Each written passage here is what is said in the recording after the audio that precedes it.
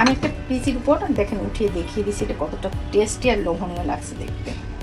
আসসালামু আলাইকুম ভিউয়ার্স, আমি খুব মজাদার একটা সস বানিয়ে দেখিয়ে দেবো। সেটা হচ্ছে কাঁচা তেঁতুল। আমি তেঁতুলগুলো খুব সুন্দর করে পরিষ্কার পরিচ্ছন্ন করে সিদ্ধ করতে দিয়েছি।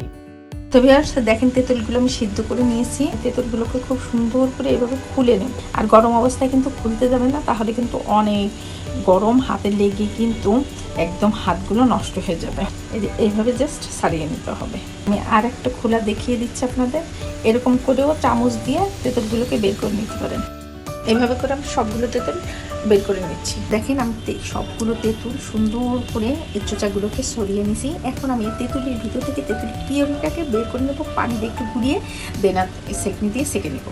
তো ভিউয়ার্স, আমি তেঁতুলের যে চাটনি সস বা টক যেটাই বলি না কেন, এটা তৈরি করার জন্য আমি চুলায় একটা প্যান বসিয়েছি। তার ভিতরে সয়াবিন তেলটা নিয়েছি। এখানে সরিষার তেল দেবো না, কারণ সরিষার তেল দিলে এর ফ্লেভারটা অন্যরকম হয়ে আসবে। এখানে 3 টেবিল চামচ পরিমাণে আমি সয়াবিন তেল দিয়েছি। তার ভিতরে আমি কটা জিরে দিয়েছি। জিরেটা খুব বেশি কালারফুল হবে না, জাস্ট একটু ভাজা হবে।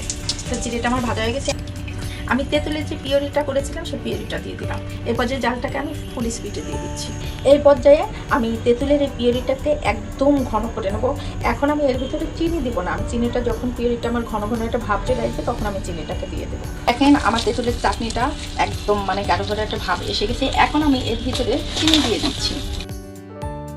আমি এখানে 1 কাপ পরিমাণে চিনি দিয়ে দিলাম। যদি আমার চিনি লাগে তাহলে আমি পরবর্তীতে আবার অ্যাড করে দেবো। এখানে আমি আরও হাফ কাপ চিনি দিয়ে দিলাম। খুব ভালো করে জাল করে নিতে হবে। এখন আমি এর ভিতরে পরিমাণ মতো লবণ আর বিট লবণটা অ্যাড করে দিচ্ছি। আমি এখন লবণটাকে দিয়ে দিচ্ছি, আর নামানোর আগে আমি বিট লবণটাকে অ্যাড করে দেবো। তেঁতুলের চাটনিটাকে আরও 5 থেকে 6 মিনিট জাল করে নেব। দেখেন চিনিটা দেওয়ার সাথে সাথে কিন্তু চিনি থেকে পানিটা গলে কিন্তু দেখেন আবার লুজ হয়ে গেছে। এই কারণেই আমি আরও 4 থেকে 5 মিনিট টকটাকে জাল করে নেব। তো দেখেন 5 মিনিট পরে আমি ফিরে আসছি। আমার চাটনিটা কতটা আবার একটু গাঢ় গাঢ় হয়ে গেছে। এখন আমি আমার এই চাটনির ভিতরে একটুখানি ফুড কালার দেবো, গ্রিন ফুড কালার। তো এটা কাঁচা তেঁতুলে কাঁচা, তো সেক্ষেত্রে একটু গ্রিন ফুড কালার দিলে কি হবে, কালারটা খুব সুন্দর লাগবে দেখতে। এখন আপনাদের ইচ্ছা, যদি মন চায় আপনাদের দিতে তাহলে দিবেন, আর যদি মন না চায় তাহলে কোনো প্রয়োজন নাই। এর পর্যায়ে জালটা কিন্তু হাই স্পিডে থাকবে না, জাস্ট নর্মাল তাপমাত্রায় থাকবে। 1 চা চামচ চিলি ফ্লেক্স দিয়ে দিলাম। একটু বিট লবণ দিয়েছি, যদি আপনাদের ভালো লাগে তাহলে দেবেন, নাহলে প্রয়োজন নেই। সাদা সিরকা বা ভিনেগারটা দিয়ে দিলাম 1 মুখ। ভিনেগারটা দিলে পরে খুব ভালো হয়। যদি মন চাই যে ইনস্ট্যান্ট বাই খেয়ে ফেলবেন তাহলে প্রয়োজন নাই, আর যদি মন চাই যে একটু রেখে খাবেন তাহলে ভিনেগারটা দিতে পারেন। তাতে কি হয়, আচার বা চাটনি সস এগুলো নষ্ট হওয়ার কোনো সুযোগ থাকে না। তাহলে চাটনি বা সসটা কমপ্লিট হয়ে গিয়েছে। এখন আমি নামিয়ে নিচ্ছি। আমি একটা পিচির উপর দেখেন উঠিয়ে দেখিয়ে দিচ্ছি এটা কতটা টেস্টি আর লোভনীয় লাগছে দেখতে।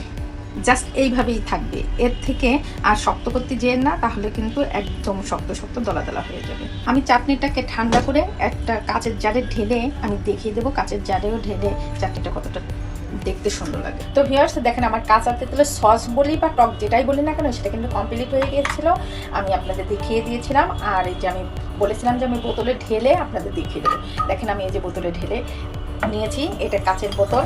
আর এই কাচের বোতলগুলো আপনারা কিন্তু নর্মাল ফ্রিজে রেখে এই সসটা দীর্ঘদিন পর্যন্ত খেতে পারবেন। আর ফ্রিজ ছাড়া বাইরে রাখলে 1 সপ্তাহ বা 15 দিন, যতই আমরা ভিনেগার দিয়ে রাখি না কেন, এই ধরনের সস কিন্তু বেশি দিন এমনি ফ্রিজ ছাড়া বাইরে থাকে না, কিন্তু ফাতুলে পড়ে যায়। তো এই পর্যন্ত সবাই ভালো থাকবেন, সুস্থ থাকবেন। নতুন কোনো রেসিপি নিয়ে আবার সামনে হাজির হব। তো আমার এই তেঁতুলের সসটা কেমন হলো অবশ্যই কমেন্টস করে জানিয়ে দেবেন। আর আমার পেজটা একটু ফলো করে পাশে থাকবেন। ইউটিউব থেকে দেখে থাকতে একটু সাবস্ক্রাইব করে থাকবেন। তো এই পর্যন্ত সবাই ভালো থাকবেন। আল্লাহ হাফেজ।